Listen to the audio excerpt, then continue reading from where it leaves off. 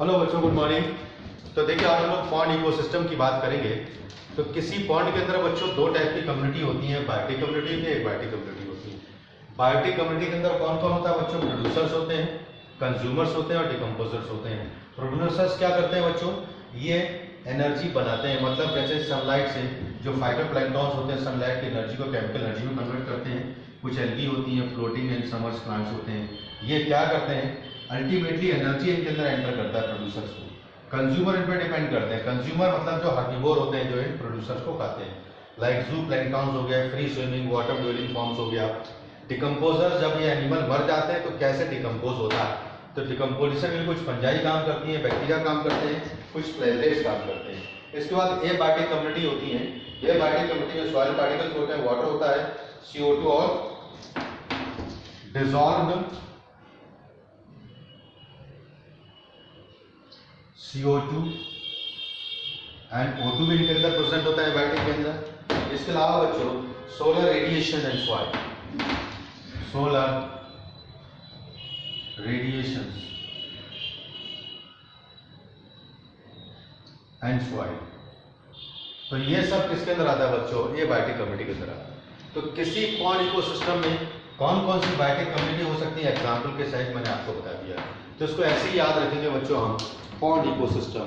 तो ये खत्म हुआ बच्चा टाइप्स ऑफ इकोसिस्टम कि एक्चुअली इकोसिस्टम कितने टाइप के होते हैं, मैंने आपको डिस्कस कर दिया बच्चों। नेक्स्ट हम लोग बात करते हैं कि एक्चुअली मेजर फंक्शन क्या होता है किसी भी इकोसिस्टम में।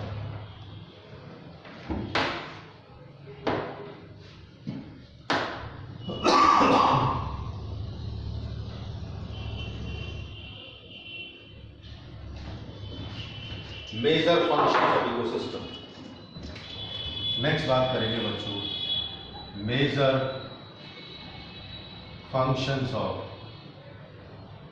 इकोसिस्टम। इकोसिस्टम के बच्चों मेजर फंक्शन क्या क्या होते हैं किसी भी इकोसिस्टम में? तो इतना याद रखिएगा, प्रोडक्टिविटी, डिकम्पोजिशन,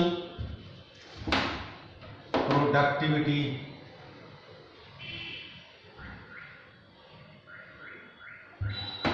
नंबर सेकंड होता है बच्चों decomposition, productivity, decomposition, energy flow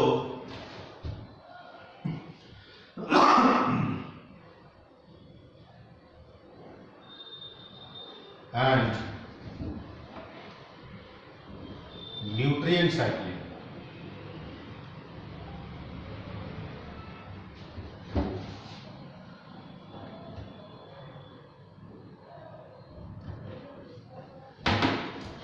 ये चार मेजर फंक्शन होते हैं बच्चों बेसिकली किसी इकोसिस्टम में। क्या क्या? कि कोई इकोसिस्टम है, उसमें कितना प्रोडक्टिविटी हो रही है, कैसे डिकम्पोजिशन साइकिल चल रहा है, और कैसे एनर्जी का फ्लो हो रहा है, कहाँ प्रोड्यूसर से कंज्यूमर और कंज्यूमर से डिकम्पोजिशन कर रहा है, और जो न्यूट्रिएंट्स होते हैं कैसे वो साइकिल्ड होते हैं, तो उनको न्यूट्रिएंट साइक्लिंग बोल देते हैं। तो 4 major function of an ecosystem are there, that is productivity, decomposition, और number 3rd तुम्हारा energy flow, and number 4th one is nutrient cycling। तो सबसे पहले हम मेजर इकोसिस्टम हम लोग बोल सकते हैं प्रोडक्टिविटी की बच्चों बात करते हैं। प्रोडक्टिविटी क्या होता है?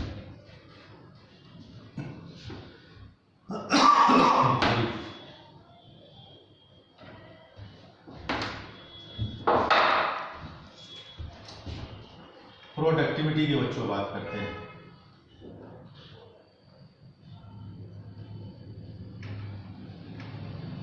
तो देखिए, अब प्रोडक्टिविटी को कैसे डिफाइन कर सकते हैं?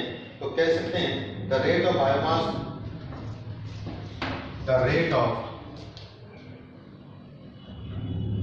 Biomass, the rate of biomass production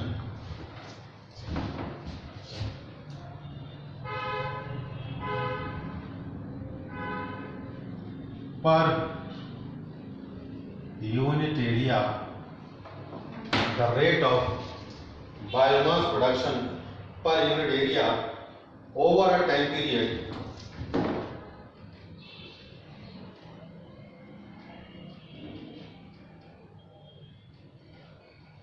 the rate of biomass production per unit area over a time period by plant during photosynthesis. किसके through? By plant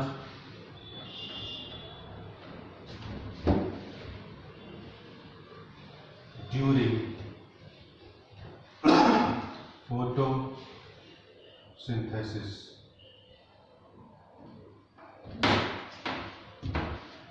is known as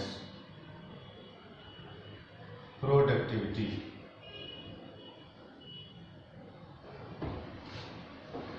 एक पर्टिकुलर टाइम में एक particular area में कितना production होता है किसके through? Photosynthesis का टाइम। मतलब एक पर्टिकुलर एरिया मैंने कह दी, सपोज यहाँ 10 प्लांट हैं, तो फोटोसिंथेसिस के थ्रू कितना एनर्जी का प्रोडक्शन होता है, ये प्रोडक्टिविटी कहलाता है। तो वही हो गया बच्चों, the biomass, the rate of biomass production पर unit area over a time period by plant during photosynthesis is called productivity. इसको बच्चों हम ओवरऑल जो है प्रोडक्टिविटी कह देते हैं। इसको कैसे रिप्रेजेंट करते हैं? तो कह सकते हैं it is expressed as kilo calorie per metre square, kilo calorie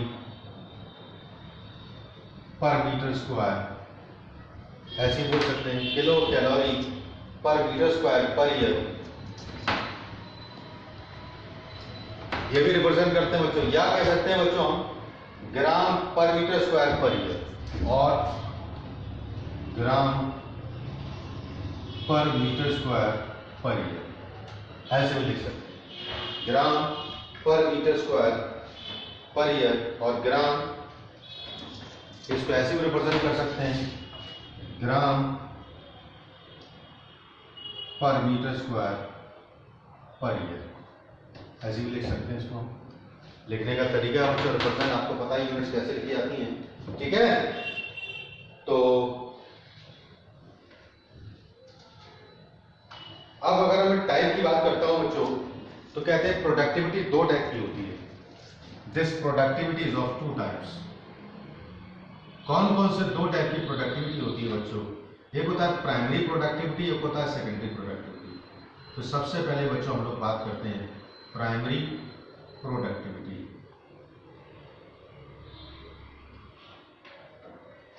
फिर सेकेंड होता है बच्चों सेकेंडरी प्रोडक्टिविटी। तो प्राइमरी प्रोडक्टिविटी क्या होता है बच्चों? तो कह सकते हैं द अमाउंट ऑफ बायोमास और organic matter, the amount of biomass, primary productivity की बात करेंगे, द अमाउंट ऑफ बायोमास और ऑर्गेनिक मैटर और ऑर्गेनिक मैटर प्रोड्यूस्ड पर unit area over a time period of time, produced per unit area over a time period.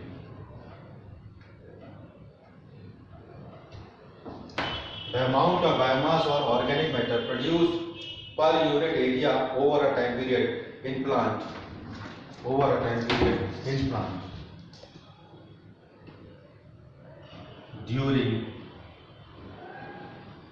photosynthesis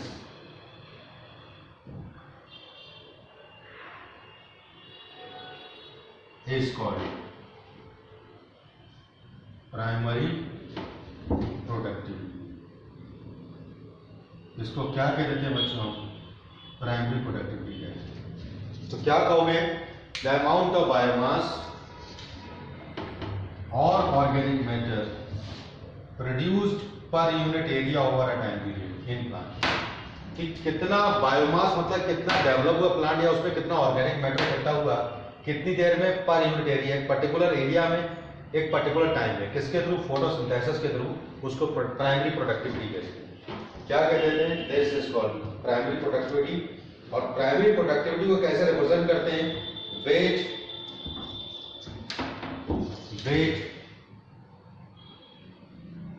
या gram per metre square. This can be represented as weight gram per metre square और energy kilo calorie per metre square.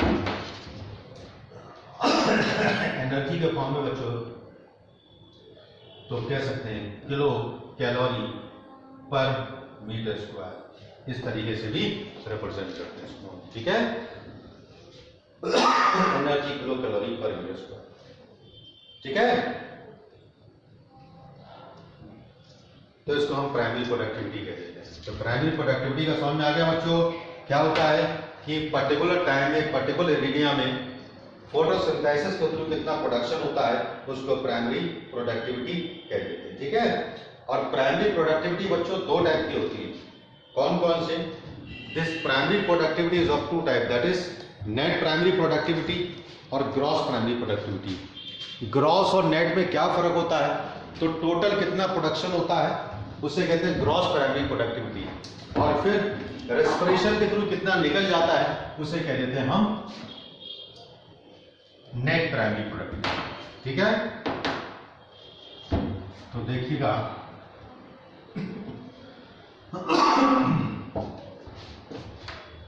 हम बात करेंगे types of primary productivity.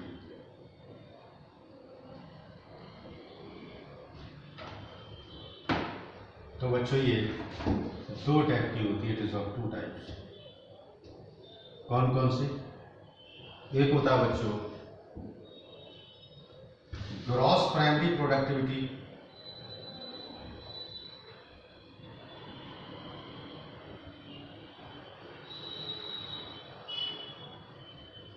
दूसरा होता है net primary productivity.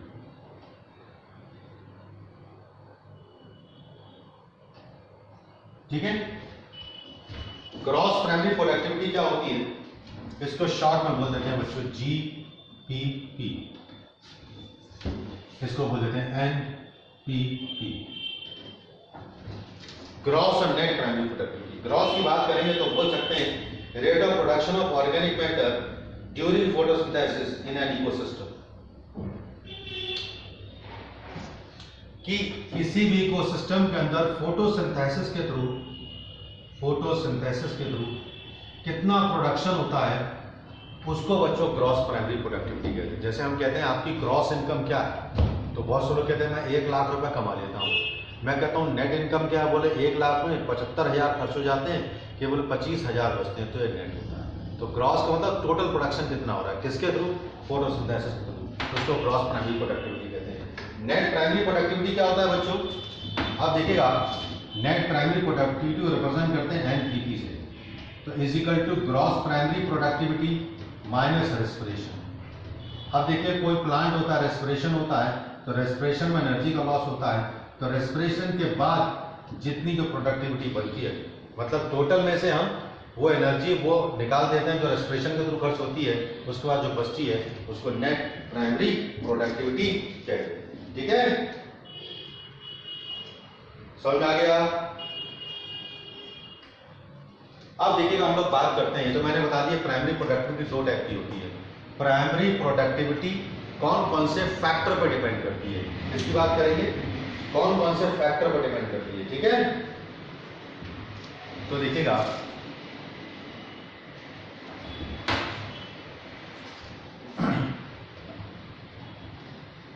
हम कह सकते हैं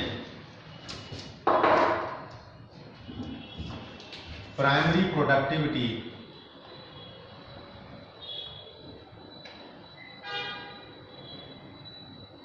of an ecosystem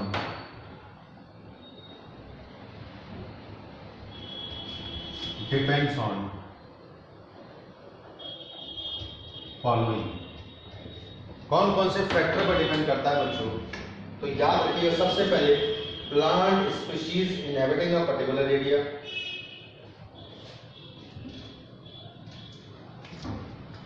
plant species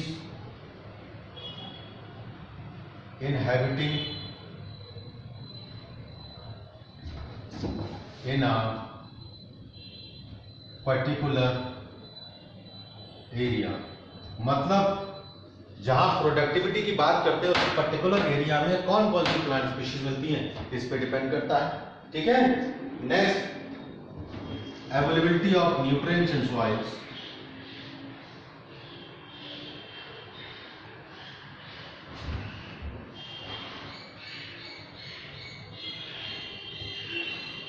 soil में बच्चों कौन कौन से न्यूट्रिएंट्स मिलते हैं, इस बात पर डिपेंड करता है। तीसरा, photosynthesis capacity of plant, photosynthesis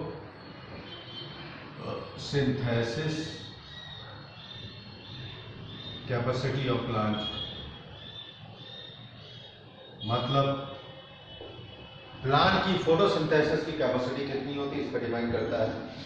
next, variety of environmental factor,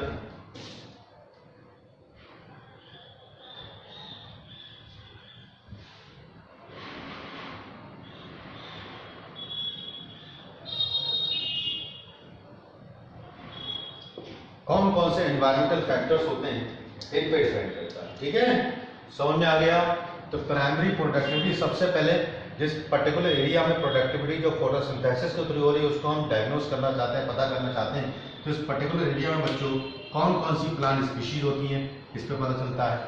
और वहाँ पे जो सॉइल है, सॉइल के अंदर किस टाइप के न्यूट्रिएंट्स होते हैं, इस पर डिपेंड करता है। और जो प्लांट वहाँ पर रह रहा है उसकी फोटोसिंथेसिस की कैपेसिटी कैसी होती है, इस पर डिपेंड करता है। तीसरा, वहाँ पे किस टाइप के एनवायरमेंटल फैक्टर्स होते हैं, इन पर डिपेंड करता है। So these four factors depends that what actually the rate of primary productivity. ठीक है, and this is about the primary productivity. Next हम लोग बात करते हैं secondary productivity. ठीक है, कौन सी productivity बच्चों? secondary productivity.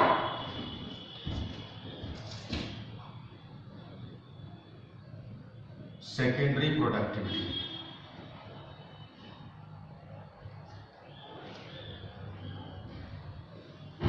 तो इसको कैसे डिफाइन कर सकते हैं? तो हम कह सकते हैं बच्चों, the rate of formation of new organism, new organic matter by consumer, rate of formation of new organic matter